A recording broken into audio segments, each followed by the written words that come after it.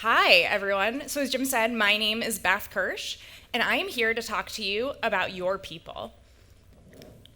So you know, the people who keep your trains running on time, the people who get the bugs out of your code. And you even have that one guy who sits in the back, and you're not totally sure what he does, but he's really funny, so you let him stay around.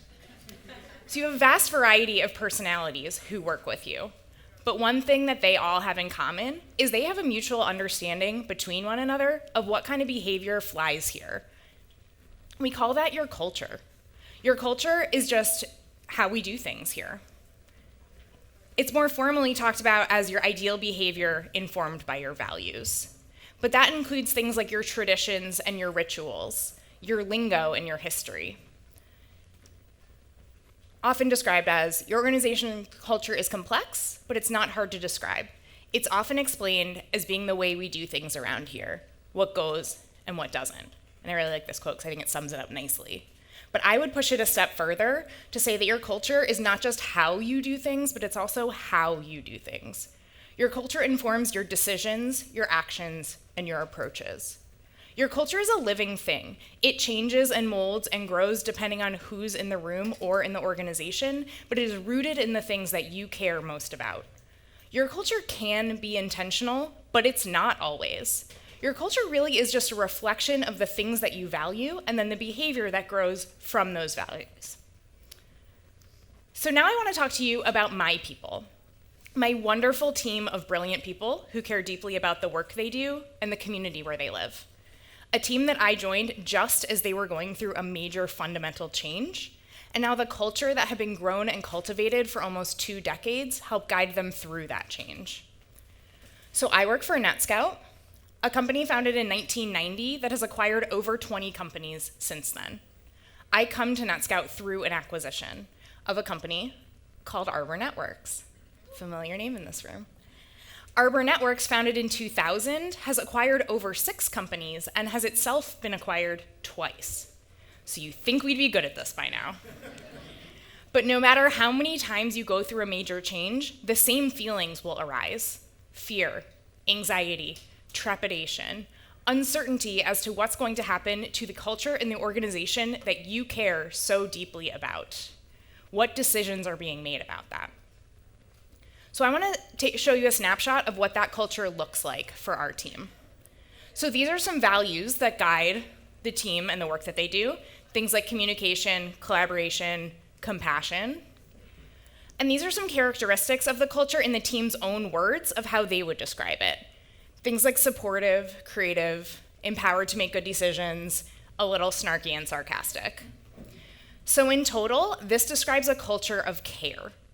A culture of care is deliberately paying attention to your employees as human beings and as unique individuals, honoring their feelings and emotions, validating them, and then using that feedback to guide the atmosphere.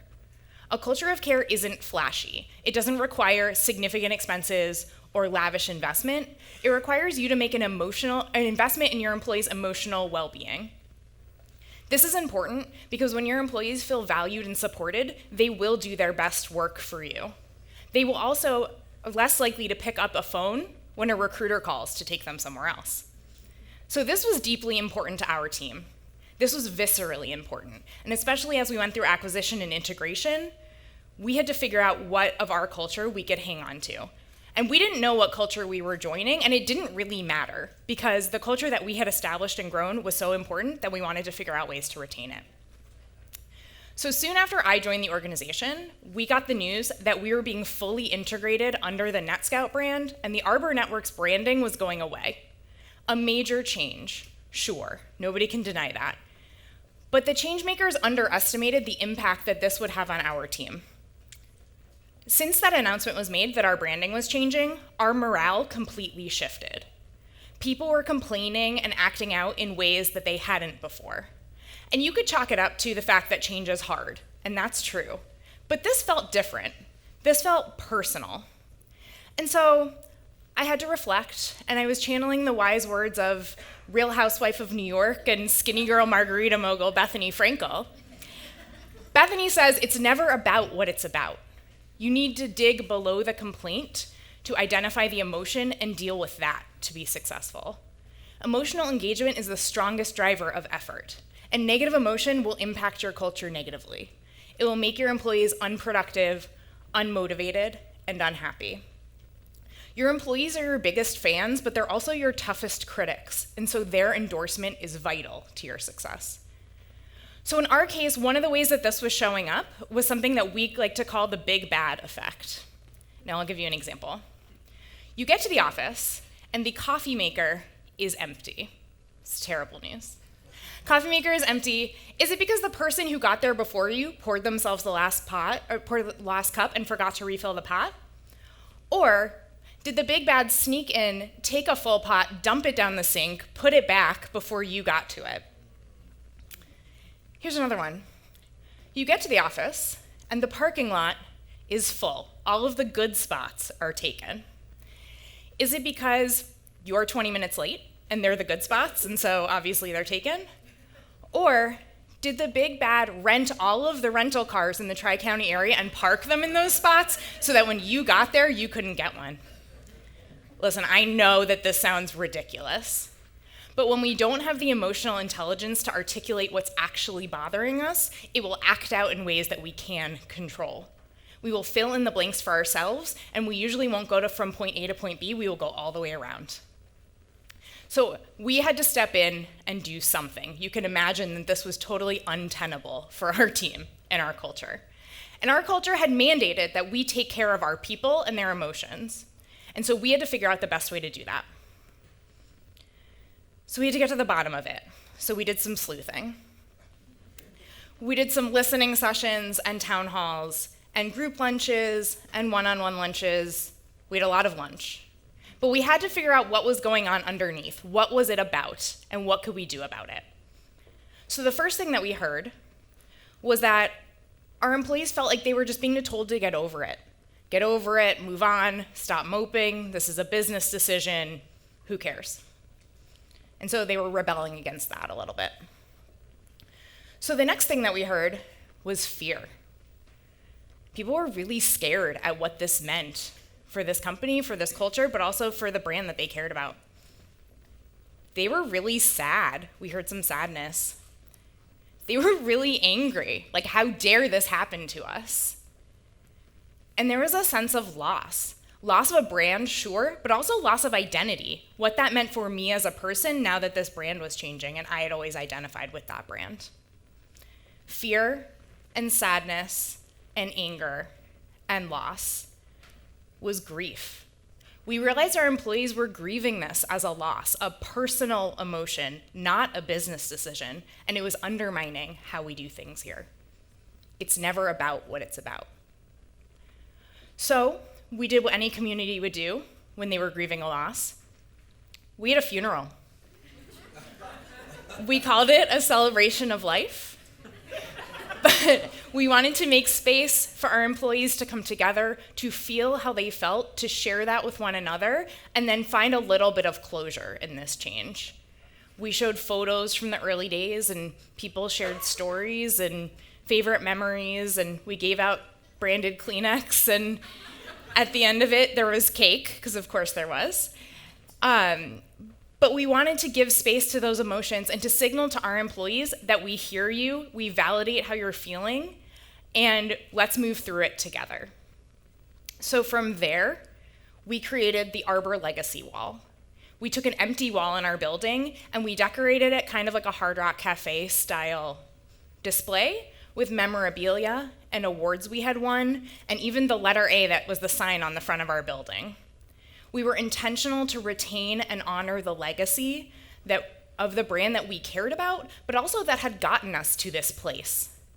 We also wanted to signal to our employees that they were not betraying their old brand by welcoming in a new one, that there was space for all of it. So from here, we threw a party.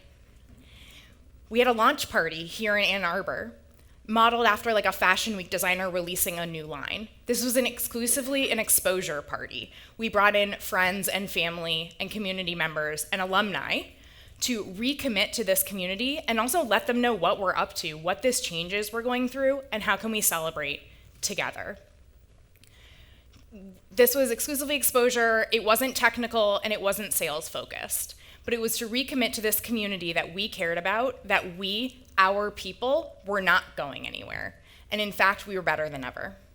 And then we had cake, because of course we did. So from here, the real work began. We did a series of trainings internally, essentially putting our whole team through new hire orientation once again. We've talked a bunch about history and legacy, so it was essential for us to learn the history and legacy of the organization we were joining and to understand where our culture could fit in to that. We did it in an unbiased, factual manner, giving people as much information as possible. My mantra for this became, I am not here to convince you to like it. I am here to provide you the information for you to make a decision for yourself. We filled in the gaps and validated the feelings around it. We met those things with information and with care. We did these things because of our culture. Each step in this process was an intentional effort to combat the fear and anxiety of change, to let what it's about be met with information and transparency. Now, these solutions may not all work for you and your organization. I am not suggesting that the best way through change is to throw a lot of parties, but it is really fun, so if you have a chance, actually I do recommend it. But base your approach on the needs of your team within the culture as you understand it. And change is hard. This stuff is really, really hard. I don't mean to simplify it. And we are still going through it, and we are still learning and growing and changing every day. But as we move forward, we take some lessons learned with us that help guide us, and I want to share those with you now. Whether you're going through acquisition, or IPO, or leadership change, or any kind of major shift that upends how we do things here, look to your culture to guide you. The culture and values that helped you build what you did, that got you where you are, they will activate when you need them. They will show you the way through the change. In our case, that meant hearing out our employees and then taking action in innovative ways with compassion. The next lesson I'll share with you is to be intentional. Be intentional about retaining the things that you care most about within your new parameters. Be intentional about those instances of care that don't cost a lot but mean a whole lot to your folks. Things like birthdays and anniversary celebrations. Things like employee engagement and community involvement. Things like free coffee. I'd also encourage you to be intentional about letting your employees feel how they feel about things and making space for that. If you push for them to just get over it and move on, those feelings will go down underneath and they will show up when they are least productive. We still do listening sessions and town halls and lunches because it's essential for us to hear from our employees and our people what is going on and address any of those challenges head on. My third lesson for you is to find your common ground, especially going through acquisition when you're bringing groups of people together to one new place. It is very easy and very comfortable to just circle the wagons and say, this is how we do things here. We have no interest in that. But I promise you, on the people sides of your organizations, there is more in common than you think. Here's an example. At Arbor Networks, when an employee would have a baby or become a new parent, we would send that employee a teddy bear to celebrate with them. When that instance came up again for our team to send our teddy bear to a new parent, we reached out to our counterparts on the NETSCOUT side of the house and said, hey, listen, we have this tradition. It's really important to us. Can we do it? And they said, sure. But at NETSCOUT, when an employee becomes a new parent, we send them a baby blanket, and it's already on its way. It was the same practice, a different item, but a similar goal. We had different lenses, but we had an aligned goal of making our employees feel valued, celebrated, and cared for. We should have assumed good intentions. And as we go forward and we do assume good intentions, we have found many more of these as we've gotten to know each other a little bit better. So as I leave you here today, I hope that you will give space to your employees to be their wonderful, unique individual selves. And those values that you live as you build your products and your organizations, activate them to guide you through any of your major changes, because that is the best kind of culture that you can have for your people. Thank you.